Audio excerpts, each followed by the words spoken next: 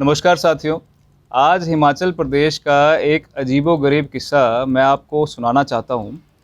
लगातार ये मुद्दा हम लोगों के बीच में उठा रहे हैं कि जो चुना हुआ व्यक्ति है, चुना हुआ प्रतिनिधि है,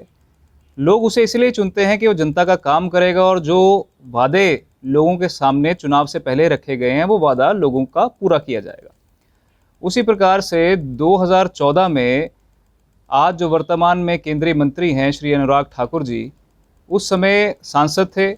और हमीरपुर संसदीय क्षेत्र जहां से वो चुनकर आते हैं, वहां के लोगों के साथ उन्होंने एक वादा किया था, रेलवे का वादा। और उन्होंने कहा कि हमीरपुर तक रेलवे को पहुंचाना उनका सपना है और बड़े बड़े पोस्टर्स उन्होंने सोशल मीडिया के माध्यम से, जिसमें देश के वर्तमान में जो प्रधानमंत्री हैं वो भी दिखाई दे रहे हैं कि रोड रोलर चला रहे हैं और रेलवे जो है वो हमीरपुर तक वो पहुंचाएंगे। और जैसे ही लोगों ने उन्हें चुना, उसके बाद उस समय के जो रेलवे मंत्री थे सुरेश प्रभु जी, एक पोस्ट के माध्यम से हम ये डेट देख सकते हैं कि 2016 में सुरेश प्रभु जी के साथ खड़े हैं और उन्होंने पोस्ट डाली है कि सबको बधाई हो, जो रेलवे का हमारा सपना है, प्रोजेक्ट है, ये 3000 करोड़ के आसपास इसका खर्चा आएगा और मंजूरी मिल गई है। जिसमें उन्होंने कहा कि सभी को बधाई हो कि सर्वे जो है वो पूरा हो चुका है। अब एक तरफ जो केंद्रीय मंत्री वर्तमान में हैं, उस समय सांसद थे, लोगों के सामने कह रहे हैं कि सर्वे पूरा हो चुका है, 2016 की बात है। और उसके बाद एक और उनकी ये आप प्रेस क्लिप्स देख सकते हैं जिसमें उन्होंने बयान दिया कि 2800 करोड़ के आसपास जो है वो रेलवे बजट सैंक्शन हो चुका है और 2800 करोड़ के आसपास ये रेल लाइन जो है हमीरपुर तक पहुँचाई जाएगी और काम जो है जल्द शुरू हो जाएगा। अब सवाल ये खड़ा होता है कि ये सारी चीज़ें और ये बड़े बड़े सपने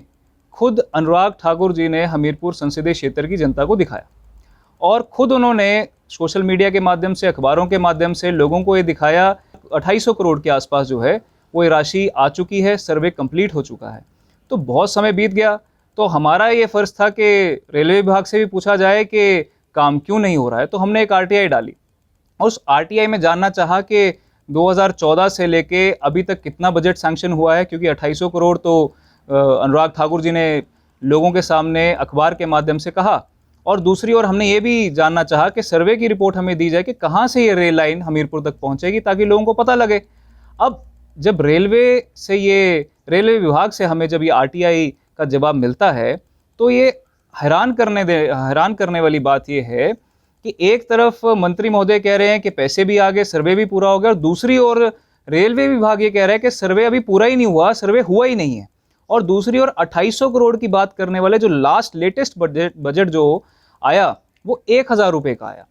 अब सवाल ये खड़ा होता है कि 1000 रुपये के बजट में शायद झंडी या डंडी आ सकती होगी रेलवे की, लेकिन रेलवे लाइन तो पहुंच नहीं सकती। और दूसरी ओर ये 1000 रुपये का बजट कब आया है? जब अनुराग ठाकुर जी के पास देश के खजाने की चाबी थी और वो राज्य वित्त मंत्री थे, तब 1000 रुपये उनके संसदीय क्षेत्र में सैंक्शन होता है इस रेलवे लाइन के लिए।